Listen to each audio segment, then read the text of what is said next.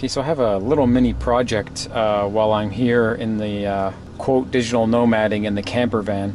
So I'm way at the back of the park, very close to the road, and probably very far away from the nearest access point. Also, the Wi-Fi network here, it hasn't been set up, I would say ideally. There's no password to get on the Wi-Fi. So, you know, anyone can just join this network and get online. So that's a bit of a problem, but, you know, it's not my network, so there's not much I can do. The best I was able to get the signal here was connected to this, finally connected to this SSID, and my link speed is 1 megabit per second. And surprisingly enough, I've been able to do most of what I need to do with this connection. Sometimes it drops, sometimes it doesn't, but I also made a change in the network config to allow more of a delay when configuring the interface. I think it was set to 30 seconds, set it to 50 seconds to give it some more time to connect to the Wi-Fi before it completely drops out and tries to connect to another one. But anyways, so I just wanted to show you here. So this is my typical connection here. Link speed is 1 megabit per second. Hopefully you can see this on the camera. Like, there's no security. It's just, there's no security at all.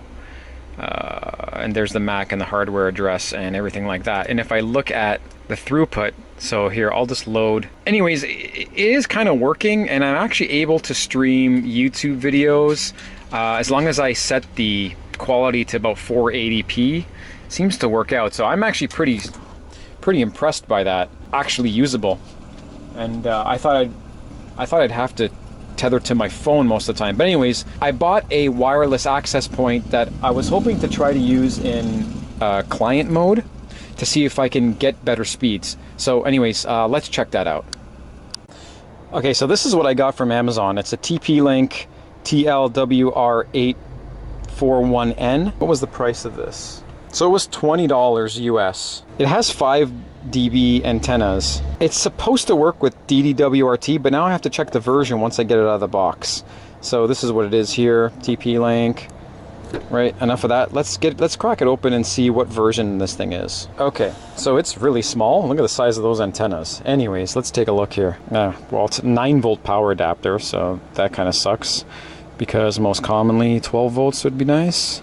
But anyways, it is version 14. Have to take a look at that and see if that's compatible with DDWRT. Also, I need to see if it has client mode. See if it has client mode built in, or if I need to flash it with a different firmware. And it comes with a pretty short Ethernet cable, but at least it comes with one, because I actually forgot to bring one down here. Power cable. So let's take a look.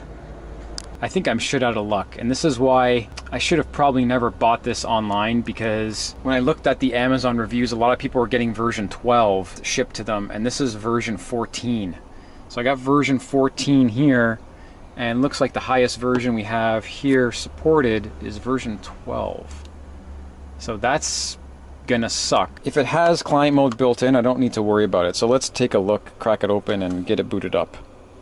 Alright, so this thing doesn't support DDWRT right now. I haven't done a ton of research, but it does have repeater mode built into the firmware. If I go into operation mode here, I go into range extender, and I basically inputted all the details to connect to the existing Wi-Fi. It made a huge difference.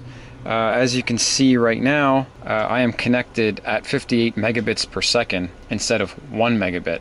So yeah. That is, we are good to go there. Let's do some bandwidth testing. So just doing a wget here on an ISO. So just downloading an ISO here, and it looks like we're getting about about a megabit, coming up on almost 2 megabits. Sorry, on 2 megabytes. So that is pretty good. Well fast enough for what I need it for here. Now let's go back to the old one. Let me unplug this router. Okay, so with the TP-Link unplugged, looks like we're getting about 40 kilobytes, 50 kilobytes, 60 kilobytes, jumping up to about 140. It seems to bounce around quite a bit. 30 kilobytes. So this is going to take about an hour to download. Probably more is my guess. 60. I'm getting anywhere between 30 and maybe 100 at the peak. Very slow. 70, 90 kilobytes. Let's check our link speed here. If we go back to the Wi-Fi, we're still at link speed of 2 megabit. Look at that, now it's really dropped. 20k, 30k. Alright, so let's plug the router back in. Let's plug the TP-Link back in and see what happens. I reboot every time because I find sometimes this information on the Wi-Fi network gets stuck. So I reboot each time I plug it in. So let's reboot. And let me plug this back in. I'll eventually stick this router on the top of the RV here to get the best possible signal. Okay, I can see it looks pretty good here because we got the, hopefully you can see this, but anyways, maybe not. Yeah, we're connected. Looks like we're at full, very high signal strength. And if we look back here again, we're at 52 megabit on link speed. And let's do the exact same thing. Just night and day compared to the other one so far. The response time is massively increased. All right, let's go. So we're at 300 kilobytes, 400, 500. And if I point this probably more towards, I don't exactly know where the APs are, but you can see now we're going to get this ISO in about 10 minutes. And 600, I'm going to put it on top of the roof to see if it makes any difference. Oh, we're hitting a meg right now. That's great.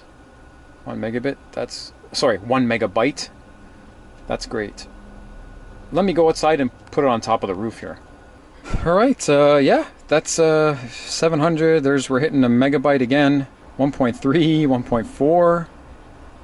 All right, so yeah, that's gonna help a lot.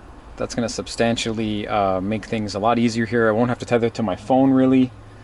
I won't have to buy a SIM card. I won't have to worry about going over my data on the phone. Perfect. So yeah, so luckily this TP-Link, oh hold on, dog going crazy. So yeah, for 20 bucks this TP-Link, even though it doesn't support DDWRT, which you know would be preferable, it does have most of the modes that I would need. And this is just for the camper. I wouldn't use this at home. I'll leave this in the camper, and yeah, that would be great. Talk to you guys in the next one. Oh, and also this will also help other users around here. I'm not gonna restrict by MAC address or anything like that. So anyone else that's back here that has bad Wi-Fi, they should have a lot better Wi-Fi right now. I can see that there's 2 other stations associated with the access point. So yeah, kind of benefits everybody. Talk to you guys later.